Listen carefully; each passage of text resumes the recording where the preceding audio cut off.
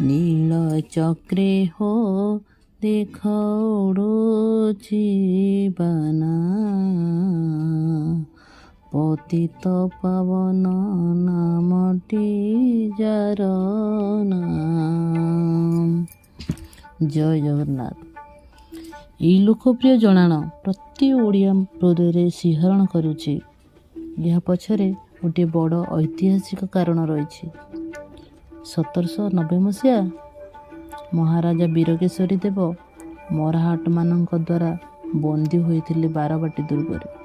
ସେତିକି ବେଳେ ସେ ଏହି ଜଣାଣ ଗାଇଥିଲେ।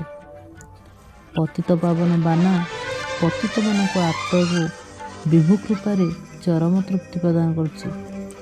ଏହି ବାନା ବଡ଼ଦାଣ୍ଡଠାରୁ 240 ଫୁଟ ଉଚ୍ଚତାରେ ଫର ଫର ହୋଇ ଉଡ଼ୁଥାଏ।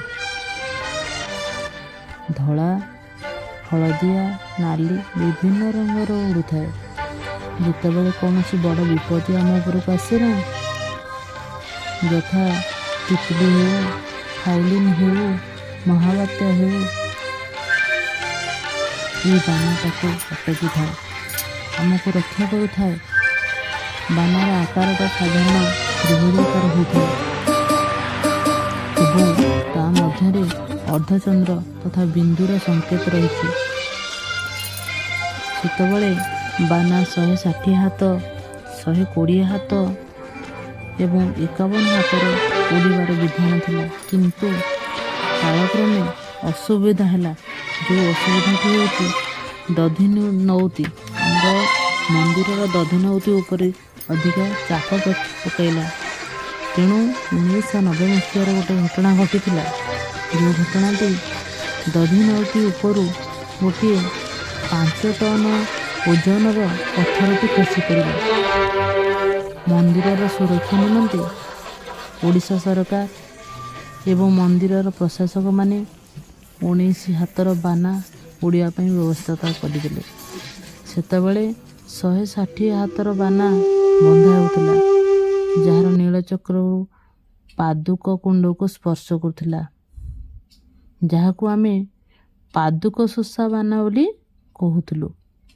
ପ୍ରତ୍ୟେକ ଦିନ ଆମେ ବାନା ଅପରାହ୍ନ 3 ଘଟିକାରୁ 5 ଘଟିକା ମଧ୍ୟରେ ସେବକମାନେ ଯାଇ ନୀଳଚକ୍ରରେ ବାନା ବାନ୍ଧନ୍ତି।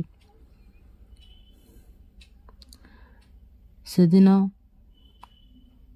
ସର୍ବ ଉପରେ 15 ଫୁଟ ବାଉଁଶର ବଡ଼ ବାନା ବନ୍ଧା ଯାଇଥାଏ। ଏହି ବାନା ପବନର ବିପରୀତ ଦିଗରେ ଉଡ଼ିଥାଏ। ଏହି ବାନାକୁ ଆମେ ଅନେକ ନାଁରେ କହିପାରିବା, ଯଥା ଶରଣପଞ୍ଜର, ଅବଧୂତ ଓ କେତୁ ବଣ ଇତ୍ୟାଦି। ଏହି ବାନା ଗୁଡ଼ିକ ସମୁଦ୍ର ପଟକୁ ଝୁଲିବାର ବିଧି ରହିଛି। ଆପଣ 18ନଳାରୁ ବାନା ଦର୍ଶନ କରିପାରିବେ। ମାଳତୀ ପାଟପୁର ଠିଆ ହୋଇ ମଧ୍ୟ ବାନା ଦର୍ଶନ କରିପାରିବେ। ତୁଳସୀ ଚଉରାରୁ ଠିଆ ହୋଇ ମଧ୍ୟ ବାନା ଦର୍ଶନ କରିପାରିବେ। ଏହି ବାନାକୁ ଦର୍ଶନ ମାତ୍ରକେ ଆପଣଙ୍କର କ୍ରୋଧ, ମୋହ, ମାୟା, ଲୋଭ ସବୁ କ୍ଷଣିକି ଦୂରଭୂତ ହୋଇଯାଇଥାଏ। ପତିତ ପାବନ ବାନା ଉପରେ ଆମେ ଯଦି ଆଲୋଚନା କରିବା, ରାତି ଦିନ ବହୁତ ସମୟ ବିତିଯିବ, ହେଲେ ସରିବନି ଆଜ୍ଞା। କାହିଁକି ନା ସେ ହେଉଛି ସୃଷ୍ଟିର ସଂହାରକର୍ତ୍ତା, ସୃଷ୍ଟିର ସୃଷ୍ଟିକର୍ତ୍ତା। ତା ବିଷୟରେ ଜାଣିବା ଆମ ପାଇଁ କଠିନ ଶବ୍ଦ କହିଲେ ଚଳିବନି, ଅତି ଗହର, ଯାହା ଆମ ପାଇଁକା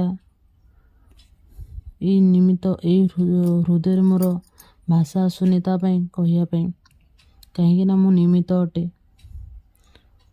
ମୁଁ ଏଠାରେ ଏହି ବିଷୟରେ ସମ୍ୟକ ତଥ୍ୟ ଉପସ୍ଥାପନ କରୁଛି।